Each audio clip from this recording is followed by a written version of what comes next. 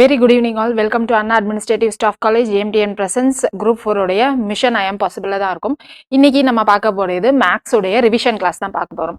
ஏற்கனவே நம்ம சொன்ன மாதிரி லாஸ்ட் 2 இயர்ஸ் क्वेश्चन பேப்பர்ஸ் எல்லாமே நம்ம நார்மல் கிளாஸ்லயே ஒரு டாபிக்கும் பின்னாடி நம்ம வந்து சால்வ் பண்ணிட்டோம். சோ அதனால நம்ம இப்போ என்ன பண்ண போறோம் அப்படின்னா 2018-19 क्वेश्चन பேப்பர் தான் சால்வ் பண்ண போறோம்.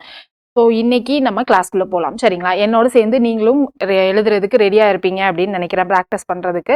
ஸோ நீங்க அட்லீஸ்ட் இந்த வீடியோ ப்ராக்டிஸ்க்கு ரிவிஷன் மாதிரி யூஸ் பண்ணிக்கிட்டா கூட நெக்ஸ்ட் கிளாஸ்ல எல்லாரும் கண்டிப்பா நீங்களும் என்னோட சேர்ந்து சால்வ் பண்ணீங்க அப்படின்னா டெஃபினட்டா உங்களுக்கு யூஸ்ஃபுல்லா இருக்கும் சரிங்களா. ஸோ எக்ஸாம்ஸ் கிட்ட வந்துட்டே இருக்கு, டெய்லி மேக்ஸ் ப்ராக்டிஸ் பண்ண மறந்துடாதீங்க. இன்னைக்கான கிளாஸ்க்குள்ள போகலாம். ஃபர்ஸ்ட் சம் பார்க்கலாம் இல்லைங்களா. இது வரைக்கும் நம்ம என்ன பார்த்தோம் அப்படின்னா தனித்தனியா டாபிக் உள்ள நமக்கு கேட்டா எப்படி பண்ணணும் அப்படின்றத கான்செப்ட் வைஸ் பார்த்தோம். இன்னைக்கு நம்ம பார்க்க போறது ஃபுல்லா ரிவிஷன்ஸ் மட்டும் தான், அதுவும் நம்ம क्वेश्चन பேப்பர் வச்சு தான் பார்க்க போறோம். ஃபர்ஸ்ட் சம் பாருங்க என்ன கொடுத்திருக்காங்க அப்படின்னு சொல்லிட்டு, ஒரு வகுப்பில் 12 மாணவர்களின் சராசரி உயரம் 152 அப்படின்னு சொல்லிடுறாங்க சரிங்களா. சராசரி கொடுத்துட்டாங்க. சராசரியா நம்ம எக்ஸ் பார் அப்படின்னு போடுவோமா, அதை என்ன கொடுத்திருக்காங்க 152 அப்படின்னு கொடுத்துட்டாங்க. சரி பார்க்கும் போது 172 சென்டிமீட்டர் என்பதை 148 சென்டிமீட்டர் என தவறாக எடுத்துக்கொள்ளப்பட்டதாக தெரிய வந்தது அப்படின்ட்டாங்க. அதாவது ஒரிஜினலா அதாவது 172 தான் கரெக்ட், ஆனா இததான் எப்படி எடுத்திருக்காங்க 148ன்னு தப்பா எடுத்துட்டாங்க. அப்போ இந்த 148ன்னு யூஸ் பண்ண ஆன்சர் தான் என்ன வந்திருக்கு 152ன்னு வந்திருக்கு அப்படின்றது நமக்கு தெரிஞ்சிருச்சா. இப்ப அடுத்து என்ன கேட்டிருக்காங்க பாருங்க, எனில் சரியான சராசரி உயரம் யாது அப்படின்னு கேட்டிருக்காங்க. அதாவது சரியான சராசரி என்னன்னு தான் கேட்டிருக்காங்க சரிங்களா. The average height of 12 students in a class was calculated as 152 centimetre அப்படின்ட்டாங்க. 12 ஸ்டூடெண்ட்ஸ்னு சொல்லிட்டாங்களா. ஸோ n 12 அவங்களுடைய சராசரி ஆவரேஜ் கொடுத்துட்டாங்க. அடுத்து என்ன சொல்லியிருக்காங்க, on verification it was found that one reading was wrongly recorded as 148 instead of 172. 172க்கு பதிலா 148ன்னு தப்பா ரெக்கார்ட் பண்ணிட்டாங்க அப்படின்னு கொடுத்துட்டு find the correct mean height அப்படின்னு சொல்லியிருக்காங்க. இந்த சம்ம நம்ம ரெண்டு விதமா அணுகலாம். ஃபர்ஸ்ட் என்ன அப்படின்னா ப்ரொசீஜர் படி பார்க்கலாம். நமக்கு மீன் இல்ல சராசரியுடைய ஃபார்முலா என்னன்னு சொல்லுங்க, சிக்மா எக்ஸ் பை என்னா, அதாவது மேல கொடுத்திருக்கிற எல்லாத்துடைய ஹைட்டையும் கூட்டுவோம், கீழே எத்தனை நம்பர் ஆஃப் ஹைட்டை கூட்டி இருக்கோமோ அதுதான் போடும்.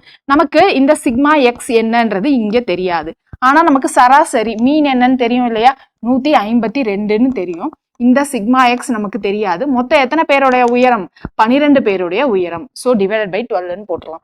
இதுல இருந்து நம்ம என்ன கண்டுபிடிக்கலாம், சிக்மா எக்ஸ் என்ன அப்படின்றத கண்டுபிடிச்சிடலாமா. 152 இன்ட்டு 12ன்னு போட போறோம். 152 இன்ட்டு 10 போட்டா ஒரு 0 போட்டா போதும். 152 இன்ட்டு 2ன்னு போட்டா என்ன வரும் 304 அப்படின்னு வரும். இது ரெண்டையும் கூட்டினா நமக்கு என்ன வரும் 1824 அப்படின்னு கிடைச்சிருச்சு. ஓகேவா. நமக்கு இதுக்கப்புறம் என்ன தெரியணும், சரியான சராசரி என்ன அப்படின்னு நமக்கு தெரியணும். சரியான சராசரியோடைய ஃபார்முலா என்னது, இதேதான் சிக்மா எக்ஸ் பை என் தான். அதே இங்க என்ன என்னது 12 தான், ஆனா நமக்கு சரியான சராசரி என்னன்னு தெரியாது. ஓகேங்களா. இது வந்து நமக்கு கூடுதல் 18 24ன்னு இருக்கு இல்லையா, இது மொத்தத்துடைய கூடுதல். இதுல இருந்து இப்ப நான் என்ன பண்ண போறேன் அப்படின்னா 148 மைனஸ் பண்ண போறேன். மைனஸ் பண்ணிட்டு நான் 172 கூட்ட போறேன் சரிங்களா. சோ 1824ல நம்ம என்ன பண்ண போறோம் 148 மைனஸ் பண்ணிட்டா என்ன கிடைக்கும்னு பாருங்க, 14 6 11 இங்க 7. நார்மலா வகுக்கிறது தாங்க போடுறேன், நான் ஒண்ணுமே போடல. 1676ன்னு வரும். இப்ப நான் இந்த 1676 நான் 172ஓட ஆட் பண்ண போறேன். ஆட் பண்ணா இங்க சரியான கூடுதல் என்னன்னு கிடைச்சிருமா, சரியான கூடுதல் கிடைச்சிருச்சுன்னா நமக்கு சரியான சராசரி என்னன்னு கிடைச்சிருமா. இப்ப ஆட் பண்ணுங்க, என்ன கிடைக்குதுன்னு சொல்லுங்க, 1848 அப்படின்னு கிடைக்குது. ஸோ 1848. இப்ப நான் 12ஆல வகுத்தா என்ன வரும், 1ல 12 மிச்சம் 6 அப்படின்னு இருக்குங்களா. 12 5 60 மிச்சம் 4 அப்படின்னு இருக்கும். 12 4 48. ஸோ 154 தான் என்னுடைய சரியான சராசரி. ஓகேங்களா. இவ்வளவு பெருசா இப்ப நம்ம போட்டிருக்கோம் இல்லையா, இது லாஜிக்கு. ஓகேங்களா. இப்படி இல்லாம ஃபார்முலா படி வரிசையா ஆர்டரா பண்ணா இப்படிதான் பண்ணணும். இப்படி இல்லாம லைட்டா யோசிச்சு வேற மாதிரி என்ன பண்ணிருக்கலாம் அப்படின்னா, இங்க நமக்கு 152 தானே கூடுதல், அதாவது சராசரின்னு கொடுத்துருக்காங்க இல்லையா. நமக்கு இப்போ 148ன்றது தப்பான வேல்யூ, அதுக்கு பதிலா என்ன வேல்யூ இருந்திருக்கணும் 172ன்னு இருந்திருக்கணும். இங்க இப்ப என்ன ஆகுது, தப்பான வேல்யூ கம்மியா இருக்கு. அப்போ இதோட நமக்கு கூடுதலாதான் இங்க வருது. அப்ப என்ன அர்த்தம், இங்க நமக்கு சராசரியும் கூடும் அப்படின்னு அர்த்தமா. ஓகேங்களா? சோ சராசரியும் கூடும். எவ்வளவு கூடும் அப்படின்னு பார்த்தா நமக்கு எவ்வளவு கூடும் சொல்லுங்க. இங்க 148க்கும் 172க்கும் வித்தியாசம் பாருங்க என்ன வரும் சொல்லிட்டு. இங்க 2, இங்க ஒரு 22, 24 வரும். இது ரெண்டத்துடைய வித்தியாசம் 24ன்னு வரும். சரிங்களா? இப்போ நமக்கு சராசரி கூடுன்னு தெரிஞ்சிருச்சு 152ல இருந்து. எவ்வளவு கூடும்? 24 டிவைடட் பை 12 கூடும். ஏன் மேம் 12 போடுறீங்க அப்படின்னா நம்ம இங்க கூடுதல் நம்ம எல்லாத்தையும் என்ன பண்ணுவோம்? டிவைடட் பை 12ன்னு போட்டாதானே நமக்கு சராசரி கிடைக்கும். என்னன்னு போட்டாதானே நமக்கு சராசரி கிடைக்கும். சரிங்களா? சோ அதனால நான் 12 அப்படின்னு போட்டிருக்கேன். 24 பை 12 என்னது? 2ன்னு வருங்களா? 152 பிளஸ் 2 நமக்கு என்ன கிடைச்சிடும்? 154. இதுதான் நம்மளுடைய சரியான சராசரி. பாத்தீங்களா? 2 ஸ்டெப்ல போட்டாச்சு. நீங்க ஃபார்முலா படிதான் போடணும்னு இல்ல, லைட்டா லாஜிக்கா யோசிச்சாலும் போட்டுடலாம். இதே இது நமக்கு இங்க 172ன்னு எழுதிட்டாங்க. ஆனா கரெக்டானது 148 தான் கரெக்டான நம்பர் அப்படின்னு கொடுத்திருந்தா என்ன அர்த்தம் வரும்? இப்போ நமக்கு சராசரி குறையும். ஏன்னா நம்ம ஸ்டார்டிங்ல தப்பான வேல்யூ ஜாஸ்தியா எழுதியிருக்கோம். அப்ப சராசரி குறையும்னு அர்த்தம். அப்ப என்ன பண்ணிருக்கணும்? கொடுத்திருக்க சராசரியில இருந்து மைனஸ் பண்ணிருக்கணும். என்ன மைனஸ் பண்ணணும்? இது ரெண்டு நம்பருடைய வித்தியாசம் டிவைடட் பை முதல்ல எத்தனை நம்பர் ஆஃப் n இருக்கோ அதை பண்ணணும். புரியுதுங்களா? சோ நீங்க ஃபார்முலா படியும் பண்ணலாம், இல்ல நீங்க லாஜிக்கா யோசிச்சும் பண்ணலாம். லாஜிக்கா யோசிச்சீங்க அப்படின்னா டைம் சீக்கிரம் சேவ் ஆகும். ரொம்ப சீக்கிரம் போட்டுடலாம். ஓகேங்களா? புரியுது இல்லையா? நம்ம ஏன் இங்க ஆட் பண்ணணும்னு புரியுதா? சராசரி 152 தான். அது வந்து தவறான சராசரி. எதனால அந்த சராசரி தவறாச்சு? நமக்கு 148ன்னு தவறுதலா ஒரு என்ட்ரி விழுந்துருச்சு. எதுக்கு பதிலா? 172ன்ற நம்பருக்கு பதிலா. அப்போ இங்க 172ன்னு நமக்கு வர்றப்போ கூடுதல் கூடும் இல்லையா? இங்க சிக்மா எக்ஸ். அப்போ ஆட்டோமேட்டிக்கா நமக்கு என்ன ஆகும்? சராசரி கூடும். அதனால என்ன பண்றோம்? கொடுத்திருக்க சராசரியில இருந்து பிளஸ்ன்னு போட்டுட்டோம். எவ்வளவு கூடும் அப்படின்றது தெரிஞ்சுக்கிறதுக்கு எவ்வளவு கூடும்? இது ரெண்டத்தோடைய வித்தியாசம் டிவைடட் பை n அவ்வளோ கூடும். அவ்வளவுதாங்க. சிம்பிளுங்களா? புரிஞ்சிருச்சா? 2 ஸ்டெப்ல ஆன்சர் போட்டுடலாம். அடுத்தது பாருங்க என்ன கொடுத்திருக்காங்கன்னு. 2 மிகை எண்களின் வர்க்கங்களின் வித்தியாசம் 45. சிறிய எண்ணின் வர்க்கமானது பெரிய எண்ணிற்கு 4 மடங்கிற்கு சமம் எனில் அந்த எண்ணை காண்க அப்படின்ட்டாங்க. ஓகேங்களா? இது எந்த டாபிக் கீழே வரும் மேம் அப்படின்னா சிம்பிளிபிகேஷன், சுருக்குகளை நம்ம ஈக்குவேஷன் சமன்பாடு சால்வ் பண்ணுவோம் இல்லையா? அந்த டாபிக் கீழே வரும். ஃபர்ஸ்ட் கொடுத்திருக்க டேட்டாவை சமன்பாடு மாதிரி எழுதிக்கலாங்களா? இங்க என்ன கொடுத்திருக்காங்க? Difference of the squares of 2 positive number is 45 அப்படின்ட்டாங்க. ஏதோ ஒரு 2 பாசிட்டிவ் நம்பர் இருக்கு. ஓகேங்களா? 2 மிகை எண்கள் இருக்கு. அதை நான் எப்படி எடுத்துக்க போறேன் அப்படின்னா எக்ஸ் ஒய்ன்னு எடுத்துக்க போறேன். அதனுடைய difference of squares of 2 positive numbers, இரு மிகை எண்களின் வர்க்கங்களின் வித்தியாசம் அப்படின்னு சொல்லியிருக்காங்க. வர்க்கம்னா ஸ்கொயரு. அந்த 2 நம்பருடைய ஸ்கொயருடைய வித்தியாசம் 45. இதுதான் நமக்கு ஃபர்ஸ்ட் பாதி. அதாவது கொஸ்டின் இது வரைக்கும் நமக்கு இதுதான் கொடுத்துருக்காங்க. சரிங்களா? அடுத்து என்ன கொடுத்துருக்காங்க பாருங்க. Square of the smaller number is 4 times the larger number. சிறிய எண்ணின் வர்க்கம். சிறிய எண் இங்க என்ன வந்துடும்? ஒய் சிறிய எண்ணா வந்துடும். ஏன்னா பெரிய எண்ல இருந்து சிறிய எண் கழிப்போம். அப்ப இங்க சிறிய எண் ஒய். சிறிய எண்ணின் வர்க்கமானது பெரிய எண்ணின் 4 மடங்கிற்கு சமம். பெரிய எண் என்னது? எக்ஸ். அதனுடைய 4 மடங்கிற்கு சமம் அப்படின்ட்டாங்க. ஓகேவா? எனில் அந்த எண்ணை காண்க. இந்த எக்ஸ் ஒய் என்ன அப்படின்றதுதான் நம்மளுடைய கேள்வியா இருக்கு. சரிங்களா? நமக்கு இப்ப என்ன கிடைச்சிருக்கு? 2 சமன்பாடு கிடைச்சிருச்சா? 2 ஈக்குவேஷன் கிடைச்சிருச்சு. இப்ப நம்ம என்ன பண்ணலாம்? இந்த 2வது ஈக்குவேஷன் எடுத்துட்டு போய் என்ன பண்ணுவோம்? முதல் ஈக்குவேஷனுக்குள்ள போடுவோம். இதானே நம்ம எப்பயும் பண்ணுவோம். ஸோ முதல் ஈக்குவேஷனுக்குள்ள போட்டா என்ன வரும்? X square minus 4x. இந்த பக்கம் இருக்கிற 45 நான் இந்த பக்கம் கொண்டு போறேன். கொண்டு போனா என்னது? மைனஸ் 45 ஈக்குவல் டு 0 அப்படின்னு கிடைச்சிடும். இந்த மாதிரி ஒரு ஈக்குவேஷனை நமக்கு சால்வ் பண்ண தெரியுமா? எப்படி சால்வ் பண்ணலாம்? நம்ம 2 விதமா சால்வ் பண்ணலாம். எப்படி பண்ணலாம்? இங்க மைனஸ் 45 இருக்கு, அதை எழுதணும். எந்த 2 நம்பரை பெருக்குனா மைனஸ் 45 வரணும். அதே சமயம் இந்த 2 எண்ணையும் நம்ம கூட்டினா நமக்கு என்ன கிடைக்கணும்? -4. இங்க இருக்குல்ல இந்த -4, அது வரணும். அத மாதிரி நம்ம பிரிச்சு எழுதணும். ஓகேங்களா? So 9 5s are 45. 9 5 45ன்னு வரும். ஆனா நமக்கு இங்க -45 -4ன்னு வரும். அப்ப பெரிய நம்பருக்கு மைனஸ் போட்டா நமக்கு கரெக்டா இருக்கும் இல்லைங்களா? ஸோ அதனால பெரிய நம்பருக்கு மைனஸ் போட்டோம். அப்ப என்ன வரும்? x - 9 x + 5 = 0 அப்படின்னு இந்த ஈக்குவேஷன் இப்படி மாறிடும். இப்ப நமக்கு எக்ஸுக்கு 2 வேல்யூ கிடைச்சிச்சா? என்ன வேல்யூ கிடைக்கும்? x = 9 - 5 அப்படின்னு 2 வேல்யூ கிடைக்கும். புரியுதுங்களா? எப்படி நம்ம எக்ஸ் 9 5ன்னு போட்டோன்னு இதை இப்போ தனித்தனியா ஈக்குவேட் பண்ணணும். இந்த ஸ்டெப்புக்கு அப்புறம் நம்ம என்ன பண்ணணும்னா x minus 9 equal to 0 comma x plus 5 equal to 0ன்னு போடணும். போட்டுட்டு இப்போ எக்ஸ் 9 இங்கே போச்சுன்னா என்ன வரும்? பிளஸ் 9ன்னு வருங்களா? இங்கே 5 அந்த சைட் போச்சுன்னா மைனஸ் 5ன்னு வருமா? அதை தான் நான் இங்கே ஒரே ஸ்டெப்ல போட்டிருக்கேன். ஓகேங்களா? இந்த ஸ்டெப் எப்படி போட்டேன்னு புரியுது இல்லைங்களா?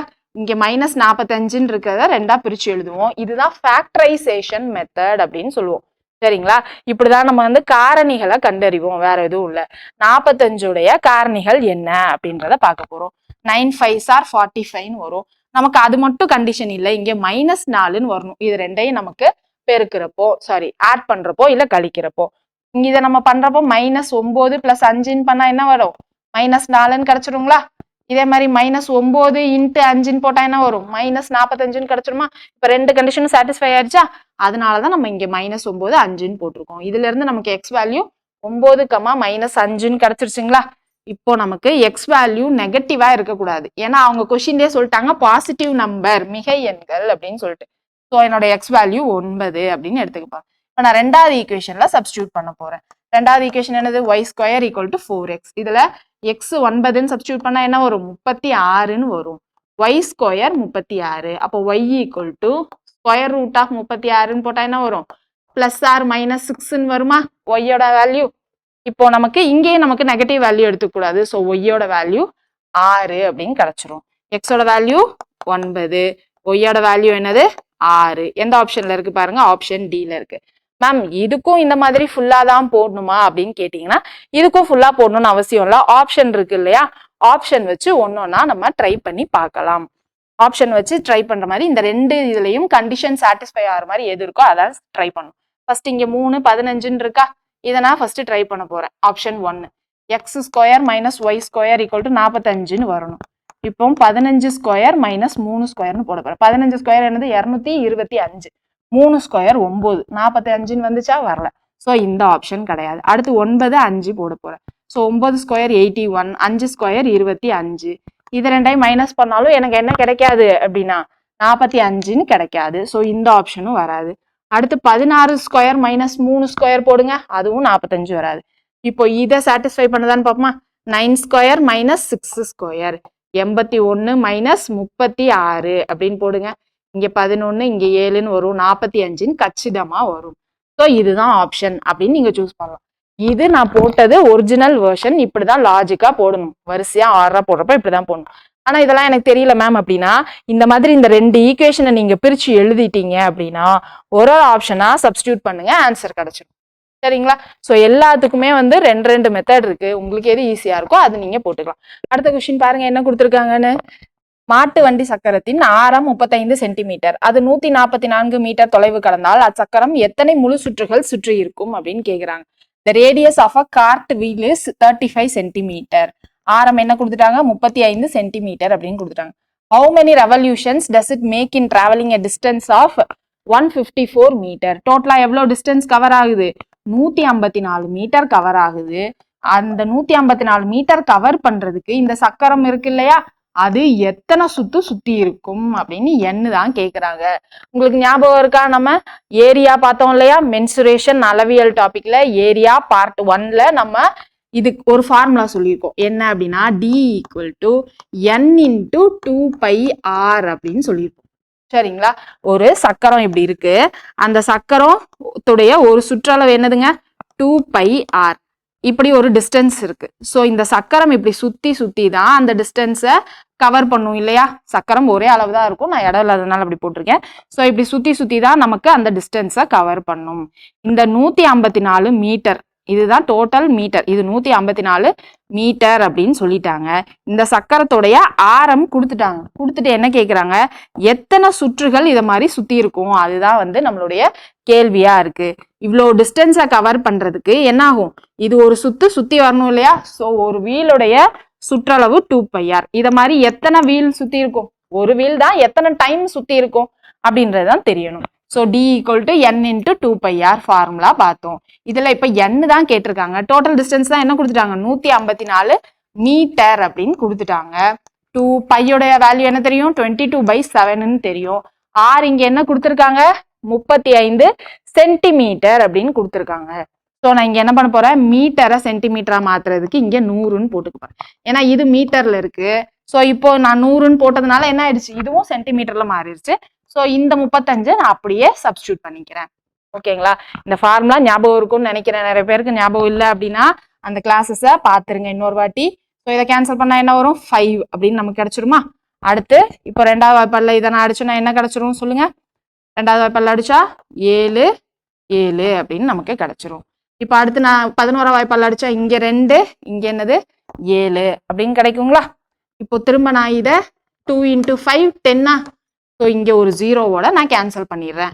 அப்போ இப்போ n எனக்கு என்ன கிடைச்சிருச்சு, 7 × 10 70 அப்படின்னு கிடைச்சிருச்சு. சரிங்களா? எந்த ஆப்ஷன்ல இருக்கு பாருங்க, ஆப்ஷன் ஏல இருக்கு.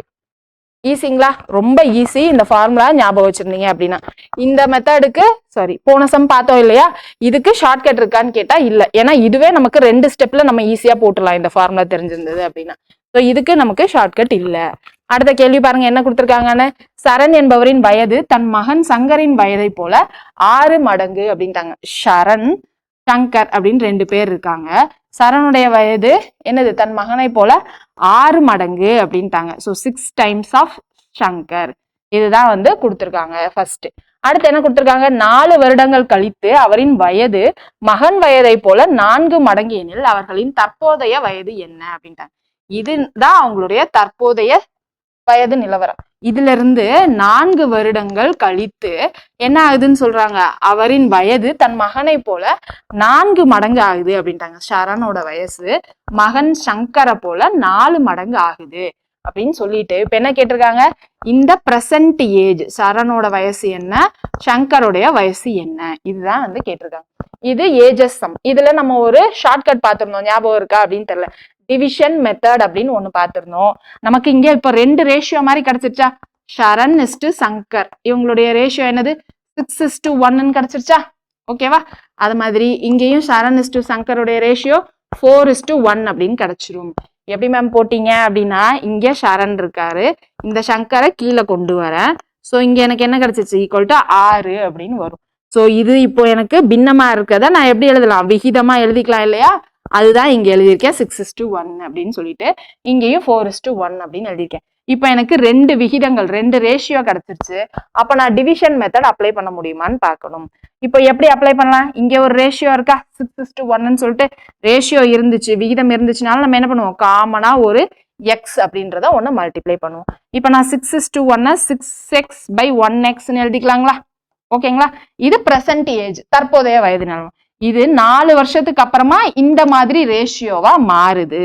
அப்போ 6x + 4 divided by x + 4 equal to 4/1 அப்படின்னு எழுதிடலாங்களா?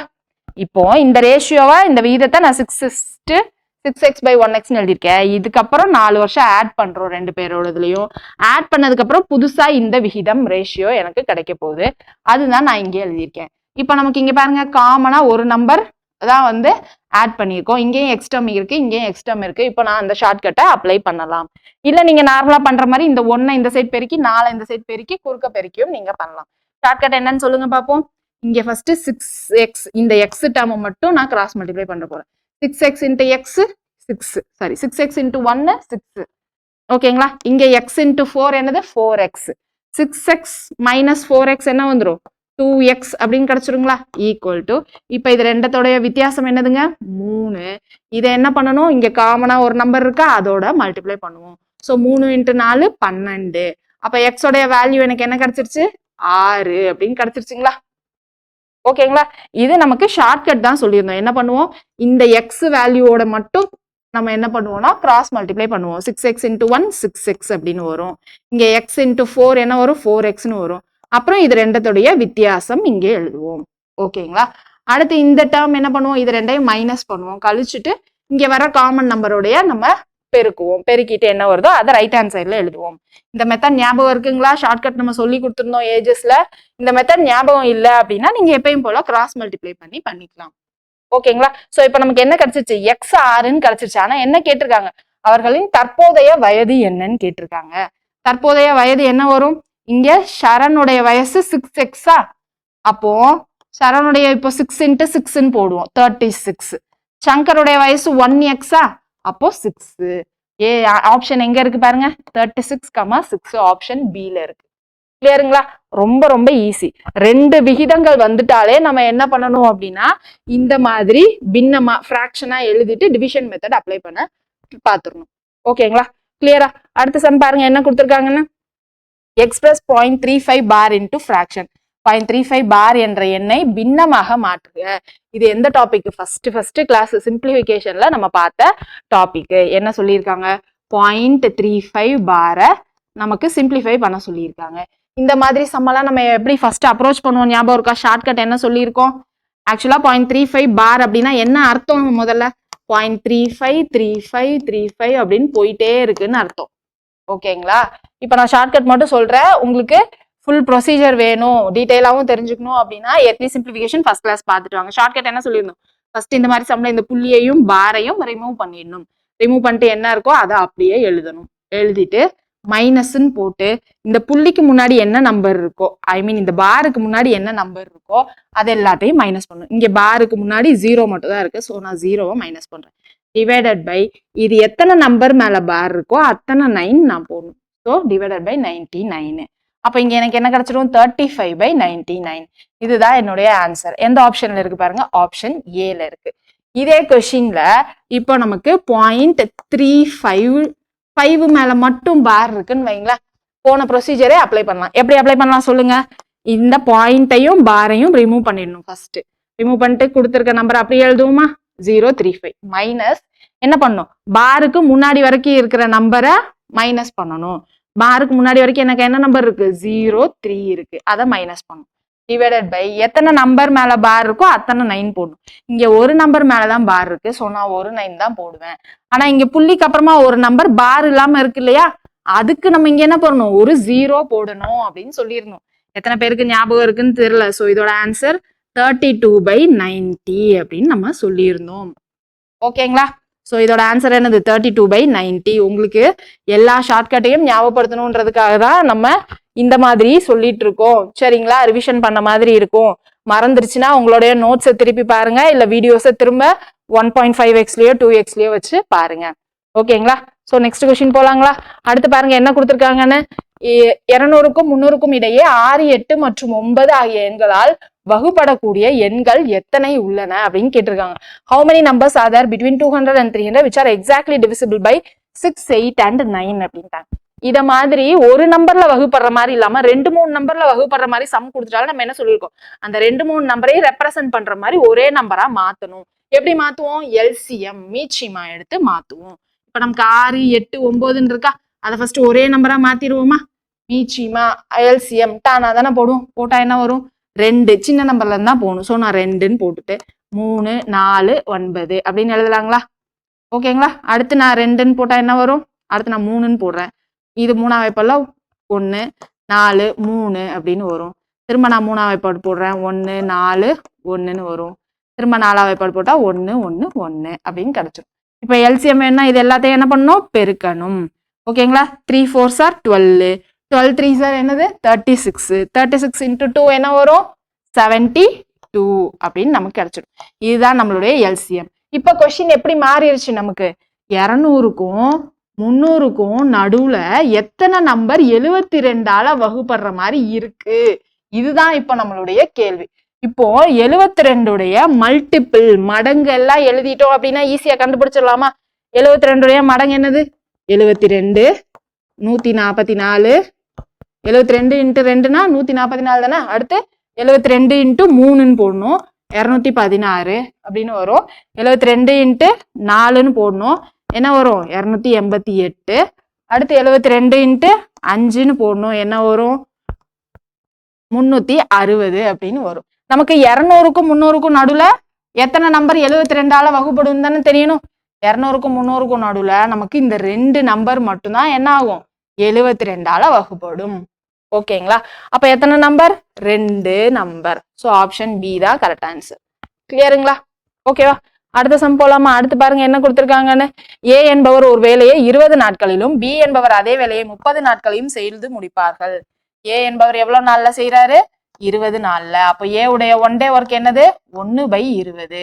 பி எவ்வளவு நாள்ல செய்து முடிக்கிறாரு 30 நாள்ல. அப்போ பி உடைய ஒன் டே ஒர்க் என்னது 1/30. ஓகேங்களா? இந்த ஃப்ளோ இந்த டைம்ல இப்போ உங்களுக்கு வந்திருக்கணும். சரிங்களா? அடுத்து என்ன கேட்டிருக்காங்க, இருவரும் சேர்ந்து அவ்வேலையை செய்து முடிக்க எத்தனை நாட்கள் ஆகும்? 2 பேரும் சேர்ந்து எவ்வளவு நாள்ல முடிப்பாங்க அப்படின்னு சொல்லிட்டு இதுக்கு நம்ம என்ன பண்ணுவோம், 2 பேருடைய ஒன் டே ஒர்க்கையும் ஆட் பண்ணுவோம். 1/20 + 1/30 வரும். எல்சிஎம் 2 நம்பருக்கு எல்சிஎம் எடுக்கணும்னா என்ன பண்ணுவோம், குறுக்க பெருக்குவோம் இல்லையா? பெருக்குனா என்ன வரும் 30 + 20/20 × 13 வருமா? ஸோ 50/600 அப்படின்னு வரும். குறுக்க பெருக்குனா இங்க 30 இங்க 20ன்னு வரும். கீழே ரெண்டையும் மல்டிப்ளை பண்ணுவோம். அதுதான் இங்க பண்ணியிருக்கோம். இந்த 0 0 கேன்சல் ஆயிடுமா? நான் 5 பல்ல அடிச்சா என்ன வரும் 12ன்னு வரும். 1/12. ஒரு நாளைக்கு 2 பேரும் சேர்ந்து எவ்வளோ பங்கு வேலையை முடிக்கிறாங்க 1/12. 12 மடங்குல 1 மடங்கு முடிச்சிடுறாங்க. அப்போ மொத்தமா வேலை முடிக்கிறதுக்கு எவ்வளவு நாள் தேவைப்படும் 12 நாட்கள் தேவைப்படும். எந்த ஆப்ஷன்ல இருக்கு பாருங்க, ஆப்ஷன் பி. இந்த மாதிரி 2 பேரும் சேர்ந்து ஒர்க் பண்ணா இதுக்கு ஒரு ஷார்ட்கட் சொல்லியிருந்தோம், ஞாபகம் இருக்கா உங்களுக்கு? xy/x + y அப்படின்னு ஒரு ஷார்ட்கட் சொல்லியிருந்தோம். 2 பேரும் சேர்ந்து வேலை பார்க்குறாங்க அப்படின்னா எக்ஸ் எது ஒய் எது அப்படின்னா கொடுத்துருக்க 2 நம்பரை எக்ஸ் ஒய் அப்படின்னு எடுத்துக்கலாம். எந்த நம்பரை நீங்க எப்படி வேணா எடுத்துக்கலாம்.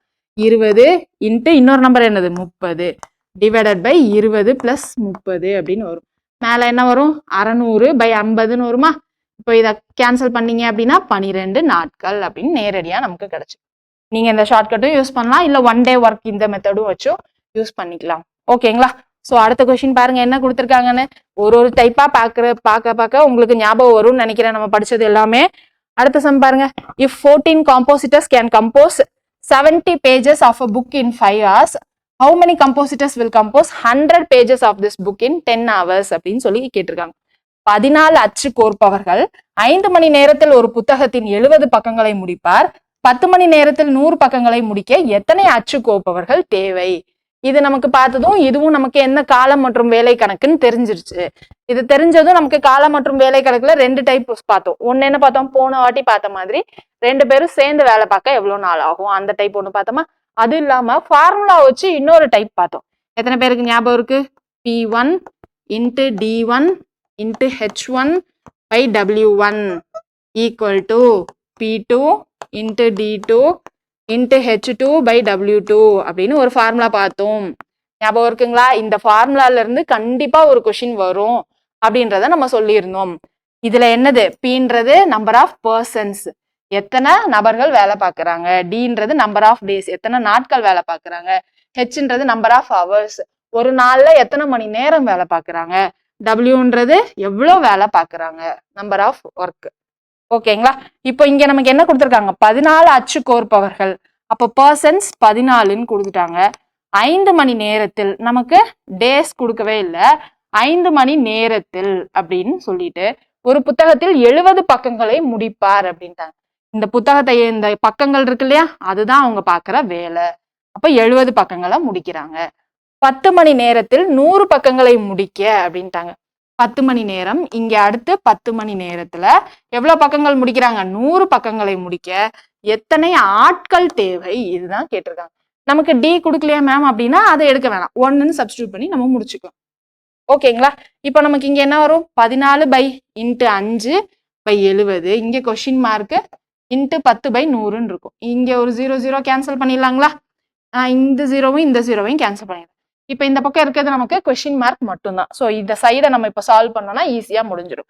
இதை நான் 7ஆவை பல்ல அடிச்சா இங்க என்ன வரும், 2 அப்படின்னு வரும். ஸோ 2 × 5 10. எத்தனை நபர்கள் தேவைப்படுறாங்க, 10 நபர்கள் தேவைப்படுறாங்க, 10 அச்சு கோர்ப்பவர்கள். ஸோ என்னது, ஆப்ஷன் பி தான் கரெக்ட் ஆன்சர். சரிங்களா? ஸோ இப்போ ஒரு கான்செப்ட்னு வந்துச்சுன்னா அந்த கான்செப்ட் கீழே வர்ற ஃபார்முலா எல்லாமே உங்களுக்கு கடகடன் ஞாபகம் வரணும், யோசிக்கவே கூடாது. சரிங்களா? அடுத்து பாருங்க. ரூபாய் 7,500க்கு 8% வட்டி வீதம் ஒரு வருடம் 6 மாதங்களுக்கான தனி வட்டியை காண்க. ஒரு வருடம் 6 மாதங்களுக்கான தனி வட்டி சம் தான் நமக்கு தெரிஞ்சிருச்சு. சிம்பிள் இன்ட்ரெஸ்ட் தான். அதுல என்ன சொல்லியிருக்காங்க, 7,500க்கு 7,500ன்றது நமக்கு என்ன தெரிஞ்சிருச்சு, பிரின்சிபல் அசல் அப்படின்னு தெரிஞ்சிருச்சு. வட்டி விகிதம் என்ன கொடுத்துருக்காங்க, அது சதவீதத்துல கொடுத்துட்டாங்க. ஸோ அதை பார்த்ததும் தெரிஞ்சிடும். வட்டி விகிதம் 8% அப்படின்னு கொடுத்துட்டாங்க. நமக்கு இப்ப என்ன கேட்டிருக்காங்க, 1.5 வருஷத்துல, அதுதான் 1 வருஷம் 6 மாசம் அப்படின்னு சொல்லியிருக்காங்க. ஸோ 1.5 வருஷத்துல எவ்வளோ வட்டி வரும் அப்படின்னு கேட்குறாங்க. இந்த 1.5 நம்ம எப்படி எழுதலாம்னு சொல்லுங்க. 3ல பாதி தானே 1.5. ஸோ 3/2 அப்படின்னு எழுதிக்கலாம். ஃபார்முலாலையும் நீங்க சப்ஸ்டியூட் பண்ணலாம். PNR/100 இதுல நேரடியா ஃபார்முலால சப்ஸ்டியூட் பண்ணிக்கலாம். இது ஒரு ஆப்ஷன். P வந்து 7500, N என்னது 3/2, R என்னது 8 டிவைடட் பை 100. இந்த 2 0 இந்த 2 0 கேன்சல் ஆயிடும். இதை நான் 2ஆவது பல்ல அடிச்சா 4. ஸோ 75 × 12 அப்படின்னு போட்டுக்கலாம். 75 × 10 750, 75 × 2 150ன்னு வரும். ஸோ மொத்தம் 900 rupees. இதுதான் நம்மளுடைய வட்டி அப்படின்னு நமக்கு தெரிஞ்சிருச்சு. இதுதான் நம்மளுடைய வட்டின்னு தெரிஞ்சிச்சு. இந்த மாதிரி நீங்க ஃபார்முலாலையும் போடலாம். அப்படி இல்லைன்னா என்ன பண்ணலாம், நம்ம சொல்லியிருந்தோம்ல, என்ன சொல்லியிருந்தோம், principal into rate of interest மட்டும் போடுற மாதிரி பார்த்தோம். ஃபர்ஸ்ட் என்னது 7500 ரூபா கடன் வாங்கியிருக்காங்க. எவ்வளோ சதவீதத்துக்கு 8%. பர்சன்டேஜ்னாலே நம்ம என்ன பண்ணுவோம், 2 0வை கேன்சல் பண்ணிடுவோம். ஸோ 75 × 8 போடணும். 75 × 8 போட்டால் நமக்கு என்ன கிடைச்சிரும் சொல்லுங்க. 5 8 40 4. ஸோ இங்க என்னது 600 அப்படின்னு கிடைச்சிரும். 75 × 8 600ன்னு கிடைச்சிரும். இது என்னது நமக்கு 1 வருஷத்துக்கான வட்டி. ஓகேங்களா. அப்ப 6 மாசத்துக்கான வட்டி என்னது 300. இதுல பாதி தானே 6 மாசத்துக்கான வட்டி. ஸோ 300. அப்போ மொத்தம் 1.5 வருஷத்துக்கு எவ்வளவு வட்டி 900 அப்படின்னு கணக்குல எடுத்துக்கலாம். இதை நான் இப்போ இங்க 6 மாசத்துக்கான வட்டி 300ன்னு நான் இங்க எழுதிட்டேன். இதே மாதிரி நம்ம இந்த தப்ப எங்க பண்ணக்கூடாது, கூட்டு வட்டி சம்ல பண்ணக்கூடாது, காம்பவுண்ட் இன்ட்ரெஸ்ட் சம்ல பண்ணக்கூடாது. ஏன்னா அங்க வருஷம் வருஷம் என்ன மாறும், அசலே மாறிட்டே இருக்கும். இங்கதான் நமக்கு அசல் மாறாம இருக்கும். சரிங்களா. சோ அதனால இந்த மாதிரி சம்ல இந்த மாதிரி 6 மாசத்துக்கு பாதி டிவைடட் பை 2 அப்படின்ற மாதிரி போட்டுக்கலாம். கூட்டு வட்டியில தான் போட முடியாது. ஓகேங்களா.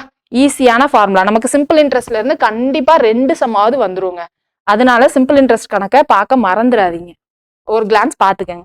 அடுத்து பாருங்க என்ன கொடுத்திருக்காங்கன்னு. கிரிக்கெட் வீரர் டோனியின் முதல் 30 ஆட்டங்களுக்கான சராசரி ஓட்டம் 72 என கணக்கிடப்பட்டிருந்தது.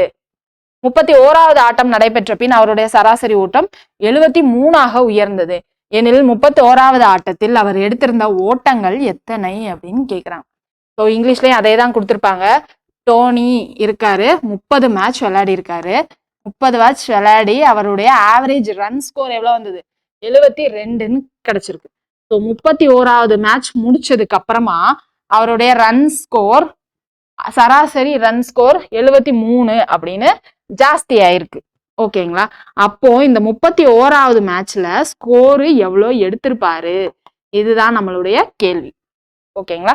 ஃபர்ஸ்ட் இந்த 30 மேட்ச்ல சராசரி 72ன்னு கொடுத்துருக்காங்களா. இந்த 30 மேட்ச்ல மொத்தமா கூடுதல் எவ்வளவு வருதுன்னு ஃபர்ஸ்ட் பாத்துடலாங்களா. சராசரி 72, எத்தனை மேட்ச் 30 மேட்ச், கூடுதல் சிக்மா எக்ஸ்ன்னு போடுமா. எவ்வளோன்னு பார்த்தா என்ன கிடைக்கும் 62160 அப்படின்னு கிடைச்சிடும். இது 30 மேட்சுக்கான கூடுதல். ஓகேங்களா. இப்போ 31 மேட்சுக்கான கூடுதல் எவ்வளோன்னு பார்த்துக்கலாங்களா. 31 மேட்சுக்கு கூடுதல் வேணா என்ன வேணும் 73 ஈக்குவல் கூடுதல் டிவைடட் பை இங்க 31ன்னு போடுவோம். 31ன்னு போட்டாதான் நமக்கு என்ன கிடைக்கும் 31 மேட்சோடைய கூடுதல் கிடைக்கும். 31 மேட்சோடைய கூடுதல் என்ன கிடைக்கும்னு சொல்லுங்க. 73 × 30 ஃபர்ஸ்ட் பண்ணலாங்களா. 30 பண்ணா என்ன வரும் 92190 அப்படின்னு வரும். இன்னொரு 73 × 1 பண்ணணும். ஸோ 73, இங்க 3 6 1 2263 அப்படின்னு கிடைச்சிருங்களா. இது என்னது 31 மேட்ச்ல நமக்கு கிடைச்சிருக்கிற கூடுதல். இந்த 2 கூடுதலையும் மைனஸ் பண்ணா நமக்கு என்ன கிடைச்சிரும் 31வது மேட்ச்ல எவ்வளவு ரன் எடுத்தாரு எவ்வளவு ஸ்கோர் எடுத்தாருன்னு கிடைச்சிருமா. ஏன்னா இது 30 மேட்சோட கூடுதல். இதுல எக்ஸ்ட்ரா என்னது அந்த 31வது மேட்சோட ரன் மட்டும் தான் ஆட் பண்ணியிருக்காங்க. அப்ப இது 2ஐயும் மைனஸ் பண்ணா கழிச்சா நமக்கு என்ன கிடைச்சிரும், நமக்கு 31வது மேட்ச்ல எவ்வளவு எடுத்திருக்காங்க அப்படின்னு கிடைச்சிருமா. ஸோ பாத்துடலாங்களா எவ்வளவு எடுத்திருக்காங்கன்னு 103 ரன் எடுத்திருக்காங்க 31வது மேட்ச்ல மட்டும். எந்த ஆப்ஷன்ல இருக்கு பாருங்க, ஆப்ஷன் பில இருக்கு. ஓகேங்களா. எல்லாமே நமக்கு தெரிஞ்சதா தாங்க இருக்கும். ஆனா கொஸ்டின்ல லைட்டா ட்விஸ்ட் பண்ணி கொஞ்சம் பெருசா கேட்பாங்க. அது எப்படின்றத மட்டும் யோசிச்சு போட்டுட்டீங்க அப்படின்னா ஈஸியா போட்டுடலாம். அடுத்த கேள்வி பாருங்க என்ன கொடுத்துருக்காங்கன்னு. ஏறு வரிசையில் எழுதுக, அசெண்டிங் ஆர்டர்ல அரேஞ்ச் பண்ண சொல்லியிருக்காங்க. இந்த மாதிரி நமக்கு பின்னம் கொடுத்துட்டா நம்ம என்ன பண்ணணும், பின்னத்தை உட்காந்து டிவைட் பண்ணி 3/4 அப்படின்னா 4 3.75 அப்படின்னு மாத்தணும்னு அவசியம் இல்லை அப்படின்னு சொல்லிட்டு ஒரு மெத்தட் சொல்லி கொடுத்துருந்தோம். எத்தனை பேருக்கு ஞாபகம் இருக்குன்னு தெரியல. ஸோ கொடுத்த நம்பரை ஃபர்ஸ்ட் எழுதுங்க. எழுதிட்டு என்ன பண்ணணும், ரெண்டு ரெண்டு நம்பரா நம்ம ஒப்பிடணும். எப்படி ஒப்பிடணும், கிராஸ் மல்டிப்ளை பண்ணி ஒப்பிடணும். கிராஸ் மல்டிப்ளை எப்படி பண்ணுவோம், இங்க 3 × 2 6 அப்படின்னு எழுதுவோம். அடுத்து இங்க என்னது 4 × 1 4ன்னு எழுதுவோம். 6 பெருசா 4 பெருசா, 6 தானே பெருசு. அப்போ இந்த ரெண்டு நம்பர்ல எது பெருசு, 3/4 தான் பெருசு அப்படின்னு நமக்கு தெரிஞ்சிருச்சு. அடுத்து இந்த 3/4 5/8 நம்ம ஒப்பிடுவோமா, ஒப்பிட்டா கிராஸ் மல்டிப்ளை பண்ணும். 8 × 3 என்னதுங்க 24. அடுத்து 4 × 5 என்னது 20. 24 பெருசா 20 பெருசா, 24 தானங்க பெருசு. அப்போ 24 பெருசு அப்படின்னா என்ன அர்த்தம், இந்த 3/4 தான் இது ரெண்டத்தை விட நமக்கு பெருசு அப்படின்னு நமக்கு தெரிஞ்சிருச்சு. 3/4 ரெண்டு ஆப்ஷன்ல இருக்கு. ஸோ இப்போ அடுத்து நம்ம என்ன பண்ணணும் அப்படின்னா இந்த ரெண்டு நம்பர்ல எது பெருசுன்னு பார்க்கணும். இப்போ இந்த ரெண்டு நம்பரையும் குறுக்க பெருக்கணும். பெருக்குனா என்ன வரும், 1 × 8 8 அப்படின்னு வரும். இங்க 2 × 5 10 அப்படின்னு வரும். இப்போ 8 பெருசா 10 பெருசாங்க, 10 தானே பெருசு. அப்போ இந்த 5/8 தான் பெருசு அப்படின்னு அர்த்தம். இப்போ நமக்கு என்ன எழுத சொல்லியிருக்காங்க, ஏறு வரிசையில தான் நமக்கு எழுத சொல்லியிருக்காங்க. ஸோ 3/4 தான் எல்லாத்த விட பெருசு. அடுத்து பெருசு 5/8, அடுத்து 1/2. ஏறு வரிசையில வேணும்னா என்னது, சின்னதுல இருந்து தானே பெருசு எழுதணும். அப்போ இதை அப்படியே மாத்தி எழுதணும். 1/2, 5/8, 3/4. எந்த ஆப்ஷன்ல இருக்கு பாருங்க, ஆப்ஷன் ஏல இருக்கு. ஏறு வரிசையா இறங்கு வரிசையா அப்படின்னு சொல்லிட்டு பார்த்துட்டு எழுதணும். ஓகேங்களா, கிளியரா? அடுத்த சம் போலாங்களா? அடுத்து பாருங்க என்ன கொடுத்துருக்காங்கன்னு. ஒரு குறிப்பிட்ட வாரத்தில் நகரத்தின் அதிகபட்ச வெப்பநிலை ஆக இருந்தது அப்படின்ட்டு ஒரு 7 வெப்பநிலை கொடுத்துருக்காங்க. கொடுத்துட்டு அந்த வாரத்தின் சராசரி வெப்பநிலையை காணுங்க. இந்த சம் ரொம்ப ரொம்ப ரொம்ப ஈஸி. எல்லாத்தையும் ஆட் பண்ணி நம்ம என்ன பண்ண போறோம், டிவைடட் பை 7 போட போறோம். ஏன்னா 7 வெப்பநிலை 7 நாட்களுக்கான வெப்பநிலை தான் கொடுத்துருக்காங்க. அதனால டிவைடட் பை 7ன்னு போட்டா நமக்கு என்ன கிடைச்சிரும், சராசரி என்னன்னு கிடைச்சிரும். ஸோ இது ரொம்ப ஈஸி இல்லையா? இந்த கொஸ்டினுக்கான ஆன்சரை நீங்க என்ன பண்ண போறீங்க, எனக்காக கமெண்ட் பண்ண போறீங்க. சரிங்களா? இதை கமெண்ட் பண்றப்போ நீங்க என்ன பண்ண போறீங்க அப்படின்னா, மேக்ஸ்ல நிறைய டாபிக் இருக்கு. அதுல உங்களுக்கு பிடிச்ச டாபிக் எது, ரொம்ப ஈஸியான டாபிக் மேம் அதனால பிடிக்கும், இல்ல எனக்கு அந்த டாபிக் என்னன்னு தெரியல ஃபர்ஸ்ட்ல இருந்தே பிடிக்கும் அப்படின்ற மாதிரிலாம் நிறைய பேருக்கு ஒரு ஒரு கருத்து இருக்கும். என்ன டாபிக் ரொம்ப ரொம்ப பிடிச்ச டாபிக் அப்படின்னு சொல்லிட்டு போட போறீங்க. ஓகேங்களா? மேக்ஸ்ல என்ன டாபிக் ரொம்ப பிடிக்கும் அப்படின்னு சொல்லிட்டு. கிளியருங்களா? அடுத்த சம் பாருங்க என்ன கொடுத்துருக்காங்கன்ட்டு, சுருக்குக அப்படின்னு சொல்லி கொடுத்துருக்காங்க. இது நம்ம ஃபர்ஸ்ட் கிளாஸ்ல பார்த்ததுதான். என்ன கொடுத்துருக்காங்க பாருங்க, 3 இங்க 3 - 2 இருக்கு. கிளியரா இருக்கா? இது என்ன ஃபார்மேட்ல இருக்கு, a⁻m, இது whole⁻n இந்த மாதிரி இருக்கு. அப்போ இதை எப்படி எழுதலாம், அடுக்குமுறை விதிப்படி a⁻m × n அப்படின்னு எழுதிக்கலாங்களா? அதுதான் பண்ண போறோம். அப்போ 3 × -2 -6ன்னு எழுதிக்கலாமா, இன்ட்டு 2. இப்போ இங்க என்னது 2 × -3 -6 டிவைடட் பை, இப்போ இங்க என்னது 2 மேல 4 × -2 இருக்கா. So 2 4 × -2 -8 into 3⁻⁻4 into 4⁻⁻2. கொஸ்டின்ல கொடுத்ததை நான் இந்த மாதிரி மாத்தி எழுதிட்டேன். ஓகேங்களா? அடுத்து என்ன பண்ண போறேன், இங்க அடிப்பகுதி அடிமானம் இங்க 3 இருக்கு, இங்கேயும் 3 இருக்கு, இங்க 2 இருக்கு, இங்கேயும் 2 இருக்கு. ஸோ இதை மாதிரி ஒன்னா இருக்கிறத என்ன பண்ண போறேன், இப்போ ஃபர்ஸ்ட் இந்த 2⁻−8 மேல கொண்டு வர போறேன். தலைகீழ் விதிப்படி என்ன ஆகும், 1/a⁻−m இருக்கத மேல கொண்டு வந்தா என்ன வரும், a⁻m ஆயிடுமா. அதுதான் நான் இப்போ அடுத்த ஸ்டெப்ல பண்ண போறேன். இப்போ நமக்கு என்ன கிடைச்சிரும், 3⁻−6 இன்ட்டு 2⁻−6 இன்ட்டு 2⁻8 இன்ட்டு 3⁻4 இன்ட்டு 4². இங்க கீழே இருக்க எல்லாத்தையுமே நான் மேல தலைகீழ் விதிப்படி ரெசிப்ரோக்கல் லா படி மேல கொண்டு வந்துட்டேன். ஓகேங்களா? இப்போ இங்கே பாருங்க எனக்கு அடிப்பகுதி சேமா இருக்கு. இங்க நான் பெருக்கல் விதி நான் அப்ளை பண்ணலாமா, பெருக்கல் விதிப்படி இங்க என்ன ஆயிடும், 2⁻−6 + 8 அப்படின்னு கிடைச்சிருங்களா. அப்போ இது என்னவாயிடும், 2/2 அப்படின்னு கிடைச்சிரும். அத மாதிரி இங்க 3⁻−6 இங்க 3/4 இருக்கு. இங்கே நான் பெருக்கல் விதி அப்ளை பண்ணலாமா, அப்ளை பண்ணா என்ன வரும், 3⁻−6 + 4ன்னு வரும். -6 + 4னா என்ன கிடைச்சிரும், 3⁻−2 அப்படின்னு கிடைக்கும். இங்க 2² என்னது 4, இங்க 3⁻−2 இருக்கா.